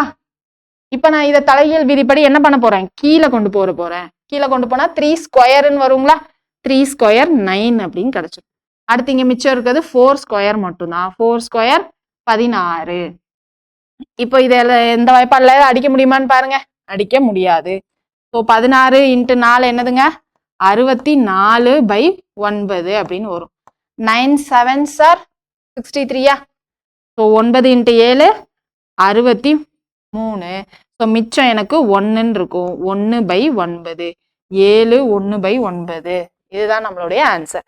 எந்த ஆப்ஷன்ல இருக்கு பாருங்க 7 1/9. கிளியருங்களா? ஸோ இது எல்லாமே ரொம்ப ஈஸியானது தான். நீங்க இதுக்கப்புறமா நிறைய கான்செப்ட் புதுசா பார்த்துட்டீங்க. ப்ராஃபிட் லாஸ், ஏஜஸ், அது எல்லாமே பார்த்துட்டீங்க. லாப நட்ட கணக்குகள், வயது கணக்கு எல்லாமே பார்த்ததுக்கு அப்புறம் இந்த சுருக்குகள்லாம் உங்களுக்கு ரொம்ப ஈஸியா போயிடும். ஓகேங்களா? சுருக்குகள்ல இருந்து மினிமம் நீங்க 2ல இருந்து 3 கேள்வி வரைக்கும் எதிர்பார்க்கலாம். அடுத்து பாருங்க என்ன கொடுத்துருக்காங்க. ஒரு கனசதுரத்தின் மொத்த வலைப்பரப்பு 384 மீட்டர் ஸ்கொயர் எனில் அதன் பக்கம் எவ்வளவு அப்படின்னு கேட்டிருக்காங்க. ஃபர்ஸ்ட் நமக்கு கனசதுரகம் அப்படின்ட்டாங்க, கியூப் அப்படின்னு சொல்லிட்டாங்க. அதனுடைய டோட்டல் சர்ஃபேஸ் ஏரியா, மொத்த புறப்பரப்பு, மொத்த பரப்பளவு தான் என்னது 384 அப்படின்ட்டாங்க. முதல்ல சர்ஃபேஸ் ஏரியா என்ன சொன்னோம்? கியூபு சர்ஃபேஸ் ஏரியா, இதுவும் இதுவும் தான் இருக்கும். ஏன்னா கியூப்னா எல்லா பக்கங்களும் சமமா இருக்கும். ஸோ ஒரு பக்கத்துடைய ஏரியா என்னது பரப்பளவு a × a ஸ்கொயர். கியூப்ல மொத்தம் எத்தனை பக்கம் இருக்கும்? 6 பக்கம் இருக்கும். So 6a². அதுதான் நம்மளுடைய மொத்த பரப்பளவு ஈக்குவல் டு 384 அப்படின்னு எழுதிக்கலாங்களா? இப்ப நான் 6ஆம் வாய்ப்பால் அடிச்சா இங்க என்ன கிடைக்கும்? 6ல 36 மிச்சம் 2, ஸோ 4 64ன்னு கிடைச்சிடும். a equal to square root of 64ன்னு வருங்களா? 64 எதோடைய ஸ்கொயர் ரூட்டுங்க 8. 8 ஸ்கொயர் தான் 64ன்னு வரும். ஸோ a எனக்கு 8 அப்படின்னு கிடைச்சிடும். 8 மீட்டர். எந்த ஆப்ஷன்ல இருக்கு? ஆப்ஷன் B-ல இருக்கு. ஒரு சிலதெல்லாம் வந்து நம்ம ஞாபகம் வச்சுக்கிறதுக்காக ஏதாவது ஃபிகரை காமிச்சோ இல்லை ஏதாவது ஒரு ஷார்ட்கட்லாம் சொல்லியிருப்போம். அதெல்லாம் கொஞ்சம் ஞாபகம் வச்சுக்கிட்டீங்க அப்படின்னா ஈஸியா நீங்க இந்த மாதிரி சம் எல்லாம் போட்டுடலாம். ஃபார்முலா மறந்துட்டாலும் டக்குன்னு உங்களுக்கு எந்த மாதிரி நம்ம கவனிச்சோம் அப்படின்னு யோசிச்சீங்கன்னா ஃபார்முலாவை அப்ளை பண்ணிடலாம். நான் இன்னைக்கு கொஞ்சம் ஸ்பீடா போற மாதிரி தெரிஞ்சா எல்லாமே ரிவிஷன் கிளாஸ் தான். நீங்களும் இந்த அளவுக்கு ஸ்பீடா ஃப்ளோல நீங்களும் போட ஆரம்பிச்சிருந்திருக்கணும் இந்நேரம். இப்போ இந்த மாதிரி போட ஆரம்பிச்சாதான் இன்னும் 2 மாசம் ப்ராக்டிஸ் பண்ணிட்டு ஜூன் மாசம் எக்ஸாம்ல நம்ம கண்ணை மூடிட்டு மேக்ஸ் எல்லாம் ஒரு அரை மணி நேரத்துல முடிச்சுட்டு நம்ம பாட்டுக்கு போயிடலாம். அந்த மாதிரி இருக்கும் நம்ம ஃபைனல் கொஸ்டின் பேப்பர் பாக்குறப்போ. நிறைய டெஸ்ட் எழுதணுங்க. சரிங்களா? நீங்க எந்த இடத்துல டெஸ்ட் எழுதிக்கிட்டாலும் சரி, நீங்க நிறைய டெஸ்ட் எழுதணும். ஃபர்ஸ்ட் அதாவது நிறைய இடத்துல என்ன பண்ணுவாங்கன்னா டாபிக்கா பிரிச்சு வைப்பாங்க. உங்களுக்கு தெரிஞ்ச டாபிக் எடுத்துட்டு தெரியாத டாபிக்கை விட்டுருவீங்க. தெரியாத டாபிக்கை விடவே விடாதீங்க. சரிங்களா? வாழ்க்கை எப்பயுமே உங்களுக்கு தெரியாததை கத்துக்க வைக்கிற வரைக்கும் உங்களுக்கு என்ன பண்ணும்? கத்துக்க வச்சுக்கிட்டே தான் இருக்கும். அதனால தெரியாதுன்னு சொல்லிட்டு டோட்டலா ஸ்கிப்பே பண்ணாதீங்க. தெரிஞ்சுக்க ட்ரை பண்ணுங்க.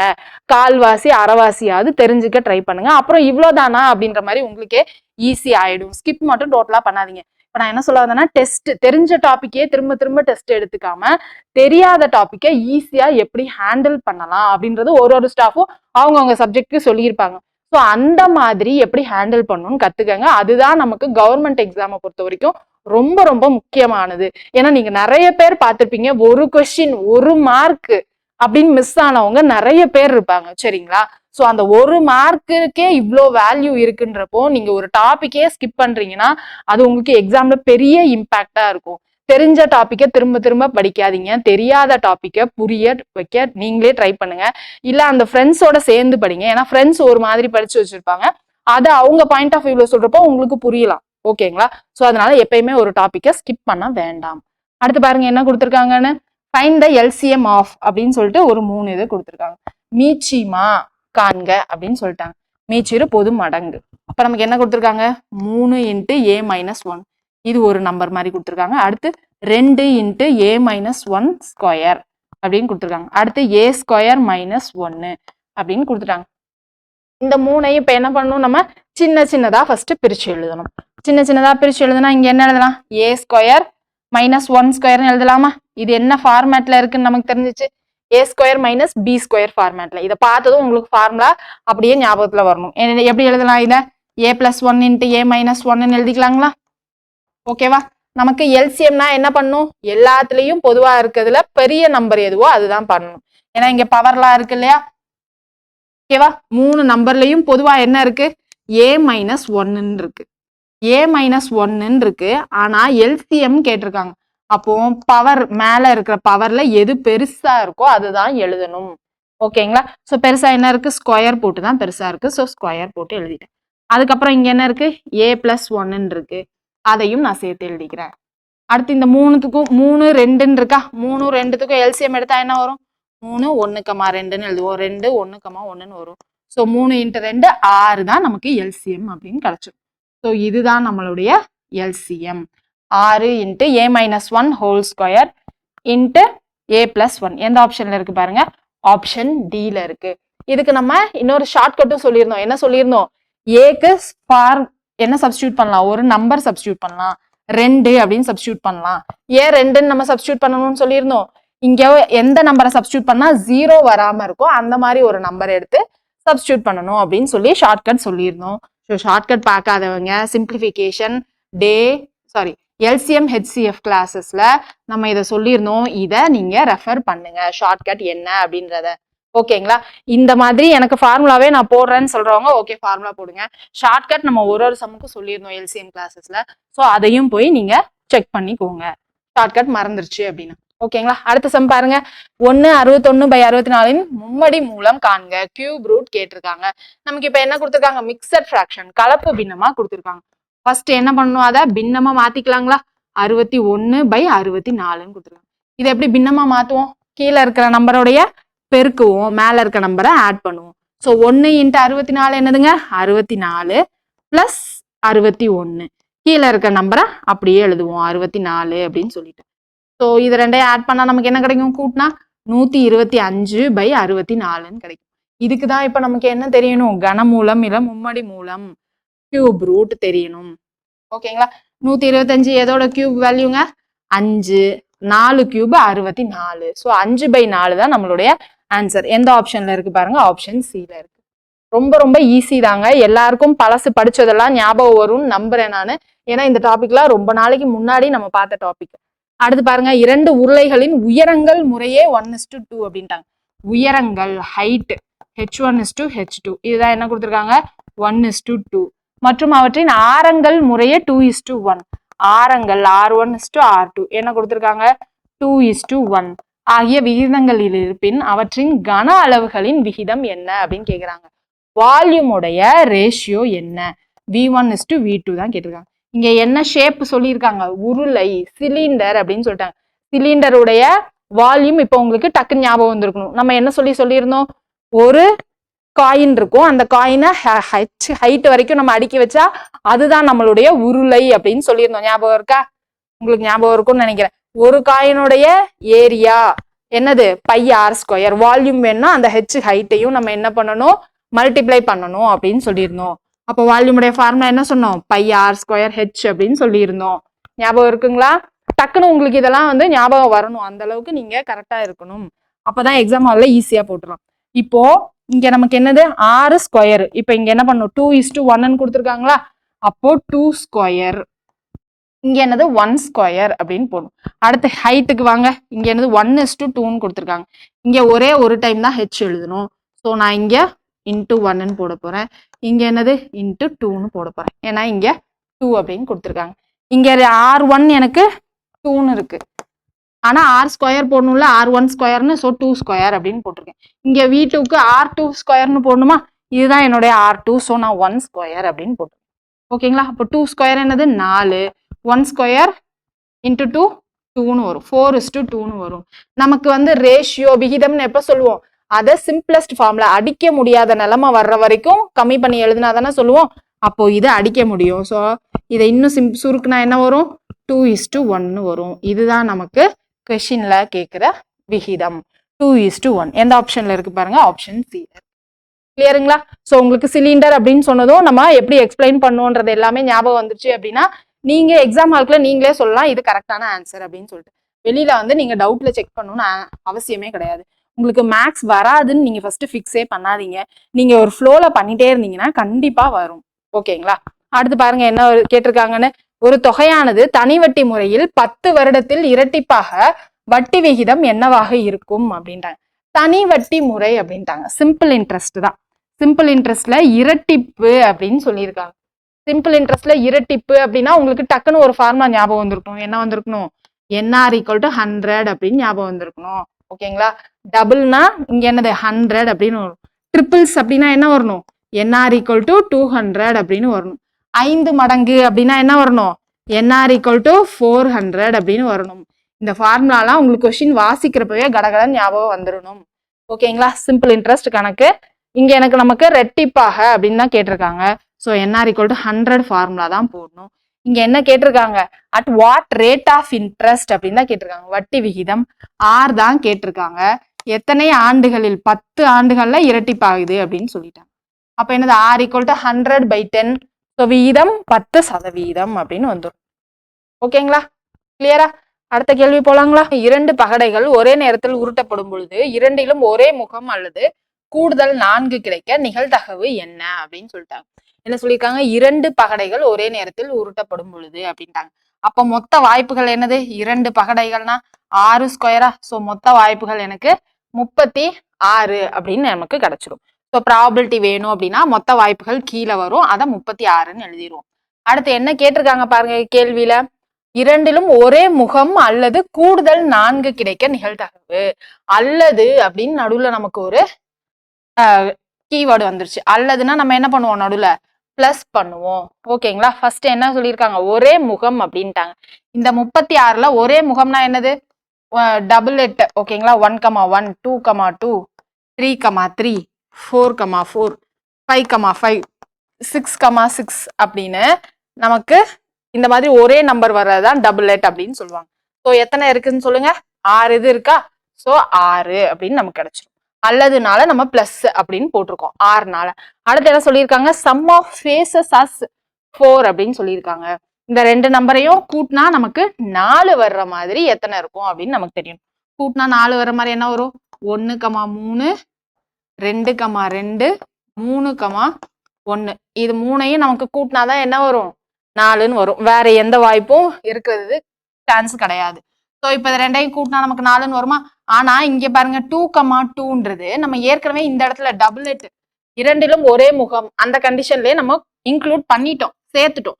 அதனால இந்த இடத்துல இதை நம்ம சேர்க்க கூடாது. மிச்சம் இருக்க இந்த 2 வாய்ப்பை தான் சேர்க்கணும். ஸோ +2 மட்டும் தான் நம்ம போடணும். ஓகேங்களா? இப்போ நமக்கு என்ன கிடைச்சிரும்? 8/36ன்னு கிடைக்கும். இதை நான் 4ஆம் வாய்ப்பால் அடிக்கிறேன்னா என்ன வரும்?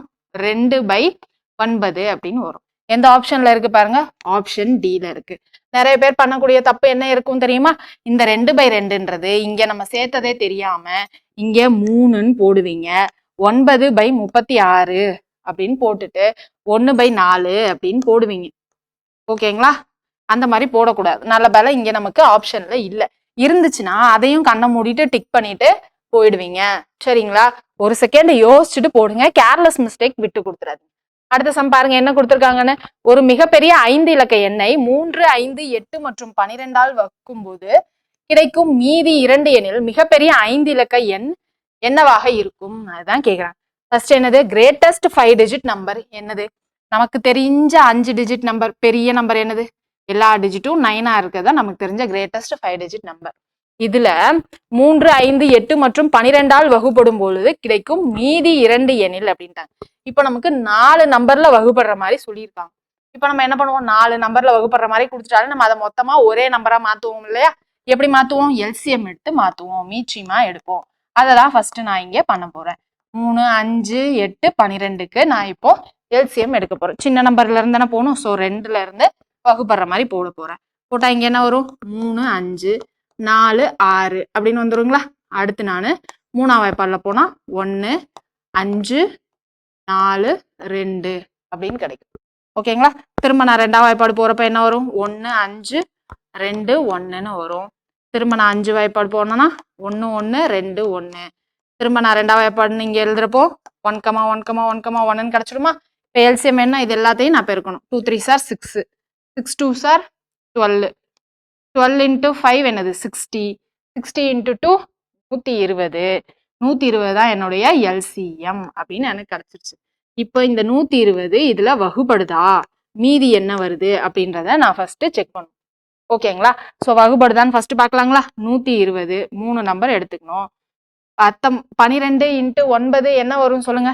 12 into 8ன்னு போட்டா நமக்கு 96ன்னு கிடைச்சிருமா? ஸோ 120 into 8னா என்னது? 960 அப்படின்னு கிடைக்கும்.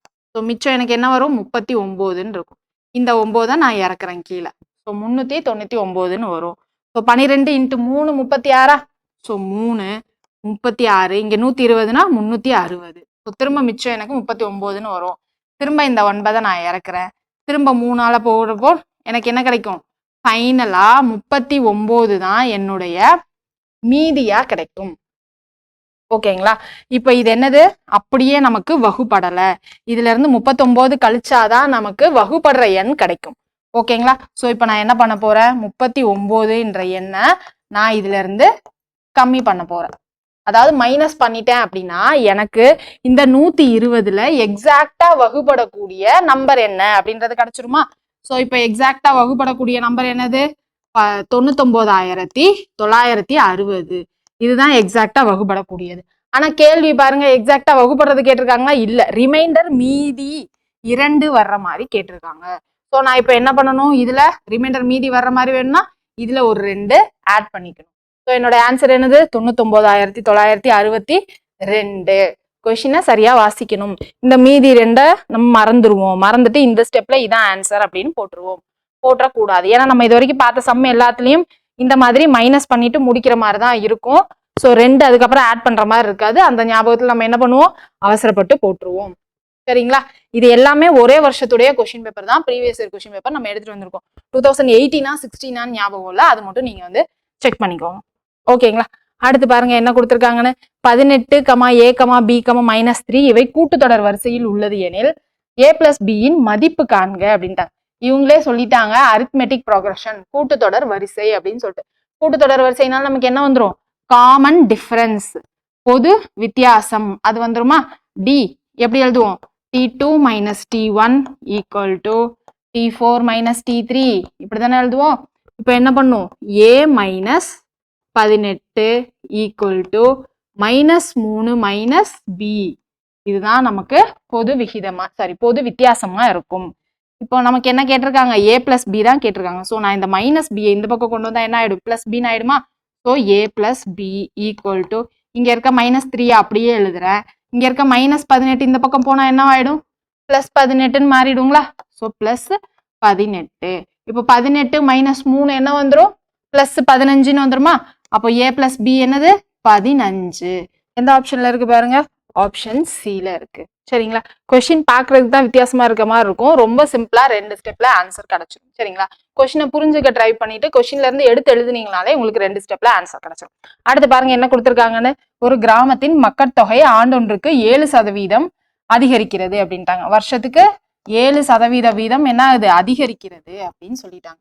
அடுத்து என்ன கொடுத்திருக்காங்க? இப்பொழுது மக்கள் தொகை 90,000 எனில் 90,000 எனில் 2 ஆண்டுகளுக்கு பிறகு அக்கிராமத்தின் மக்கள் தொகை என்ன அப்படின்னு கேக்குறாங்க. இப்ப கரண்டா பிரசன்ட்ல பாப்புலேஷன் என்னது? 90,000 அப்படின்னு சொல்லிட்டு என்ன கேக்குறாங்க? 2 வருஷம் கழிச்சு 2 ஆண்டுகளுக்கு பிறகு அந்த கிராமத்தின் மக்கள் தொகை என்ன அப்படின்னு தான் கேக்குறாங்க. சோ இதுல இருந்து நமக்கு என்ன ஆகுது? 90,000 அப்படின்னு இன்னைக்கு நடைமுறைக்கான மக்கள் தொகை இருக்கு. இதுக்கப்புறம் 1 வருஷம் கழிச்சு என்ன ஆகுது? 7% இன்க்ரீஸ் ஆகுது.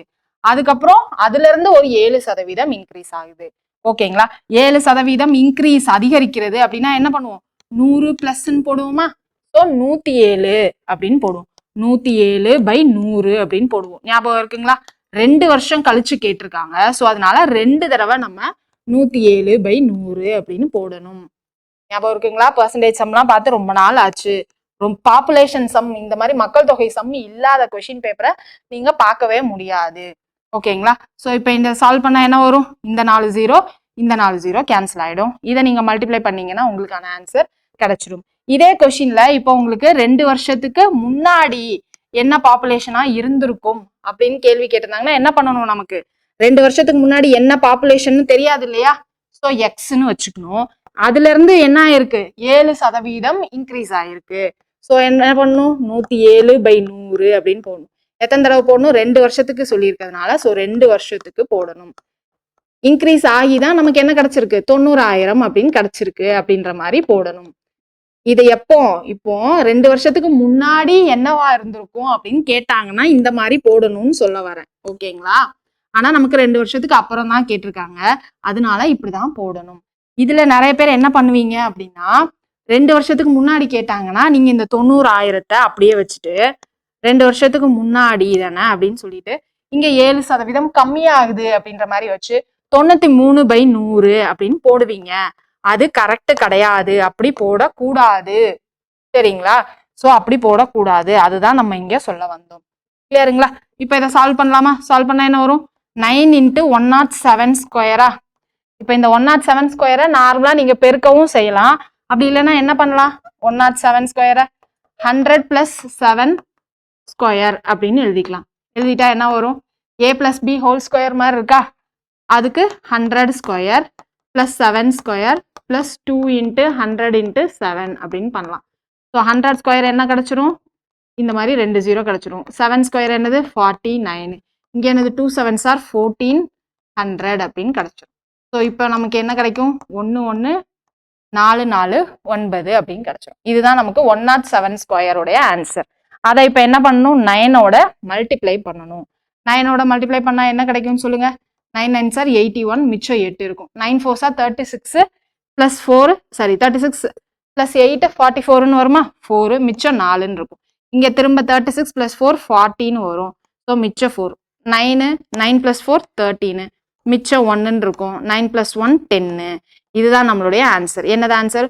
1,03,041. எந்த ஆப்ஷன்ல இருக்கு பாருங்க? ஆப்ஷன் டில இருக்கு. இந்த கால்குலேஷனை எவ்வளவு சிம்பிளா முடிக்க முடியுமோ அவ்வளவு சிம்பிளா முடிச்சுக்கோங்க. இதுவே ஈஸியா தான் இருக்கும்னு நினைக்கிறேன். இந்த 11,449 கொண்டு வந்தோம் இல்லையா? இந்த 107 ஸ்கொயர் இந்த மாதிரி பிரிச்சு இதை நீங்க போட்டாலும் ஈஸியா தான் இருக்கும். இல்ல நீங்க பெருக்குறீங்க அப்படின்னாலும் பெருக்கிக்கலாம். உங்களுக்கு எது ஈஸியா இருக்கோ அந்த மாதிரி பண்ணிக்கோங்க. சரிங்களா? இந்த பாப்புலேஷன் மக்கள் தொகை கணக்கு இல்லாம நீங்க எந்த கொஸ்டின் பேப்பரும் பார்க்க முடியாது. ஸோ இந்த டைப்பை நீங்க ரிப்பீட்டடா சால்வ் பண்ணி பார்த்துக்கோங்க. அடுத்த சம் பாருங்க என்ன கொடுத்துருக்காங்கன்ட்டு. அடுத்த சம் பாருங்க. ஒரு செவ்வகத்தின் ஒரு பக்கம் 5 சென்டிமீட்டர் மற்றும் அதன் மூலை விட்டம் 13 சென்டிமீட்டர் எனில் செவ்வகத்தின் பரப்பு காண்க அப்படின்றாங்க.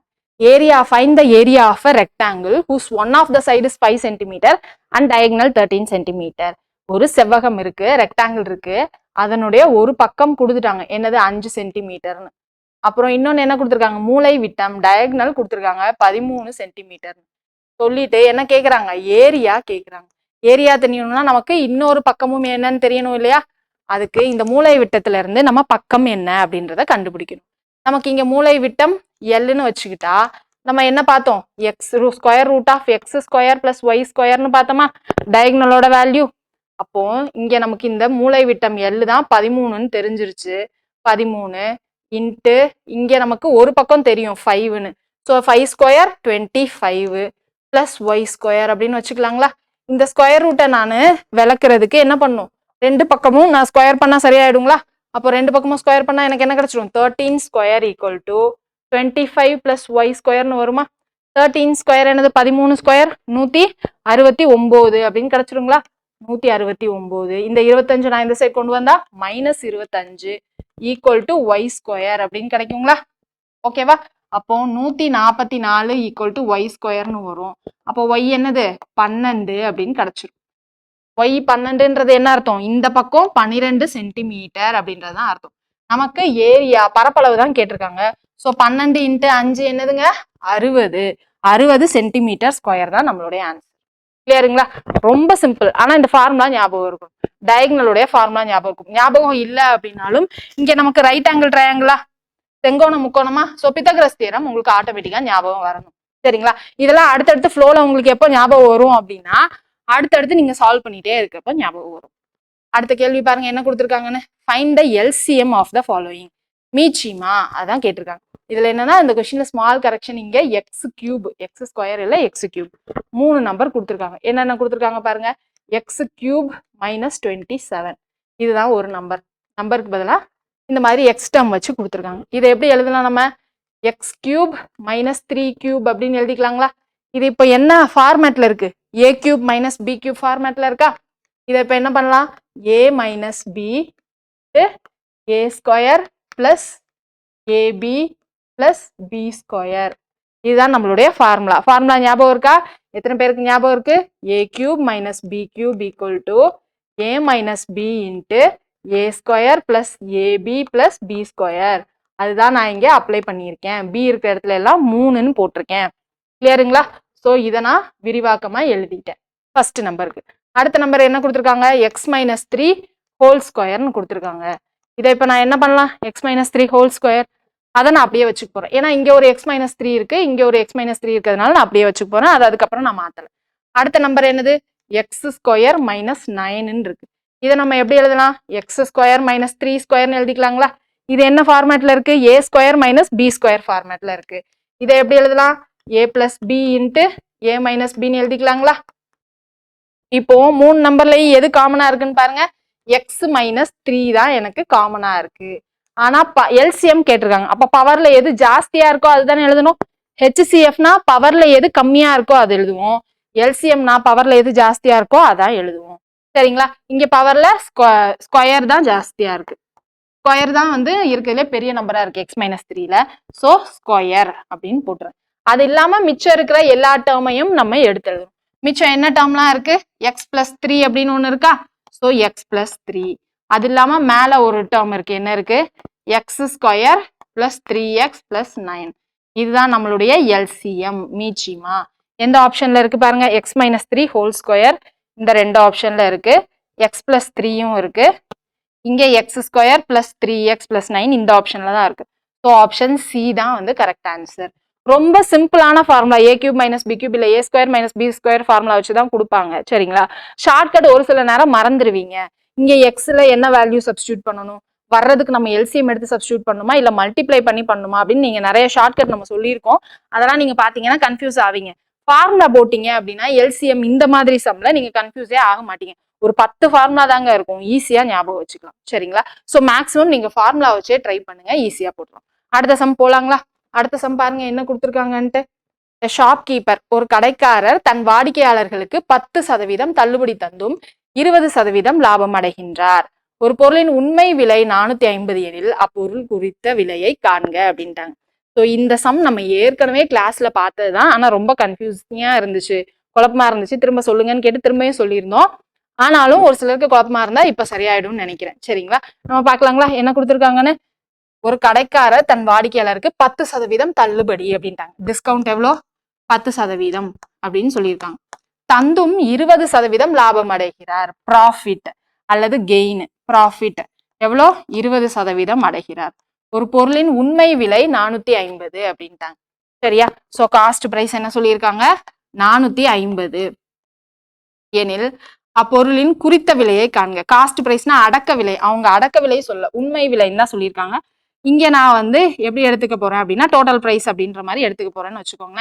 450 எனில் அப்பொருளின் குறித்த விலையை காண்க அப்படின்ட்டாங்க. உண்மையான விலை 450, அதுல இருந்து தான் என்ன பண்ணியிருக்காங்க, 20% ப்ராஃபிட் வர்ற மாதிரி, வருமானம் வர்ற மாதிரி, பிளஸ் 10% டிஸ்கவுண்ட்டும் அதுலயே தான் அடங்குது. ஓகேங்களா. ஃபர்ஸ்ட் என்ன பண்ணணும், ப்ராஃபிட் செல்லிங் பிரைஸ் ஃபர்ஸ்ட் தெரியும். அதுக்கப்புறம் நம்ம என்ன பண்ணலாம், மார்க்கெட் பிரைஸ் கண்டுபிடிக்கலாம். விற்ற விலை என்னன்னு ஃபர்ஸ்ட் கண்டுபிடிச்சிக்கலாம். அதாவது ஃபர்ஸ்ட் ஒரு காஸ்ட் பிரைஸ்க்கு வாங்கியிருப்பாங்க இல்லையா, அது என்னது 450 ரூபான்னு சொல்லிட்டாங்க. ஓகேவா. 450 ரூபான்னு சொல்லி வாங்கிட்டு அதை என்ன பண்றாங்க, 20% ப்ராஃபிட் லாபம் வர்ற மாதிரி விற்கிறாங்க. ஓகேங்களா.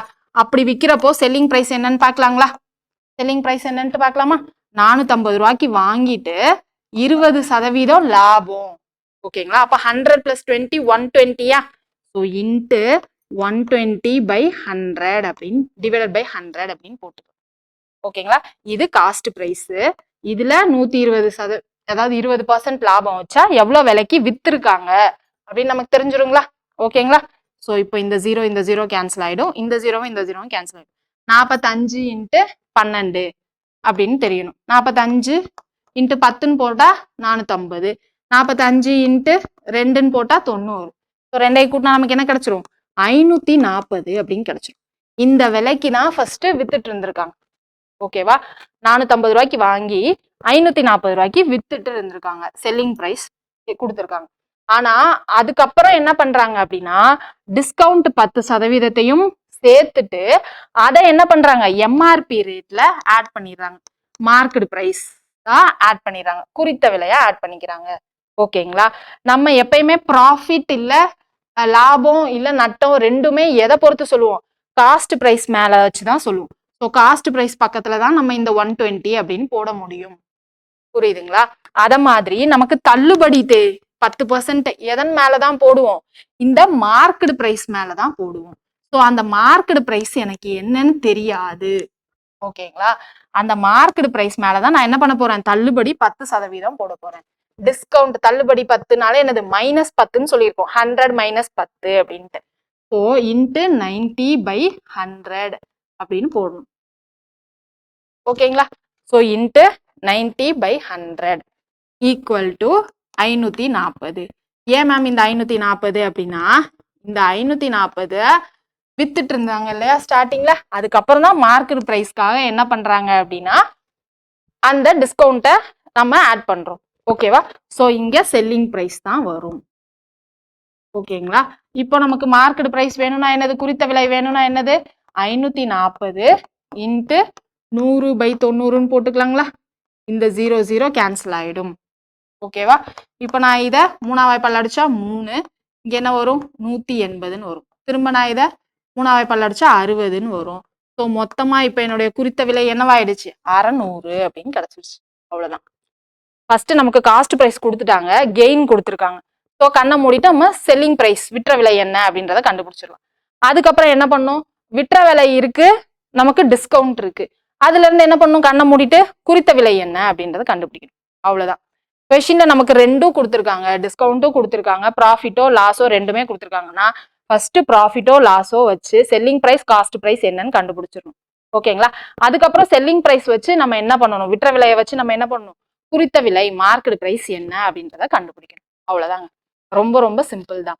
நமக்கு கண்டிப்பா ஒரு 2 கொஸ்டின் அட்டனே பண்ண முடியாத மாதிரி தான் இருக்கும். ஸோ அந்த 2 கொஸ்டினை பற்றி வருத்தப்படாம ரிமைனிங் எல்லா கொஸ்டினையும் அட்டன் பண்ற மாதிரி நீங்க பாருங்க. இது வந்து 2020க்கு முன்னாடி எடுத்த கொஸ்டின் பேப்பர். அதனாலதான் நமக்கு மென்டல் எபிலிட்டி மனக்கணக்கு நுண்ணறிவு இருக்கு இல்லையா, அந்த சம்ஸ்ல இருந்து இல்ல. ஓகேவா? அதுக்கு முன்னாடி கேட்ட சம்னாலதான் இதுல என்ன இருக்கு? ஸ்டாட்டிஸ்டிக்ஸ், ப்ராபபிலிட்டி, புள்ளியியல், நிகழ்தகவு சம் எல்லாமே இருக்கு. ஓகேங்களா? நமக்கு 2020க்கு அப்புறமா தான் நமக்கு என்ன கேட்க ஆரம்பிச்சாங்க அப்படின்னா மென்டல் எபிலிட்டியில சம்ல இருந்து நிறைய கேட்க ஆரம்பிச்சாங்க. ஓகேங்களா? நீங்க ஆப்டிடியூடுக்கு திரும்ப திரும்ப திரும்ப போட்டு பார்த்துட்டே இருந்தீங்க அப்படின்னா உங்களுக்கு எல்லாமே ஞாபகம் இருக்கும். ஸோ மறக்கவே மறக்காது. கான்ஃபிடென்ட்டா பாசிட்டிவா நீங்க டெய்லி படிங்க, கன்சிஸ்டண்டா படிங்க. இதுக்கு முன்னாடி எவ்வளவு நேரம் படிச்சீங்களோ இப்போ அதை விட கொஞ்சம் ஜாஸ்தி படிங்க. அப்போ அந்த கொஞ்சம் ஜாஸ்தி டைம் எதுக்காக யூஸ் பண்ணுங்க அப்படின்னா ரிவிஷன் அப்படின்னு ஒண்ணு இருக்கு இல்லையா, ஸோ அதுக்காக யூஸ் பண்ணுங்க. படிச்சது எல்லாத்தையும் திரும்ப திரும்ப ரிவைஸ் பண்ண ட்ரை பண்ணுங்க. எக்ஸாமுக்கு 1 மந்த்துக்கு முன்னாடி நீங்க டெஸ்ட் மட்டுமே எழுதுங்க. டெஸ்ட்ல பண்ற தப்பு இல்ல மறக்கிறத நீங்க திரும்ப வந்து ரிவைஸ் பண்ற மாதிரி பாத்துக்கோங்க. சரிங்களா? நெக்ஸ்ட் ரிவிஷன் கிளாஸ்ல பார்க்கலாம். தேங்க்யூ.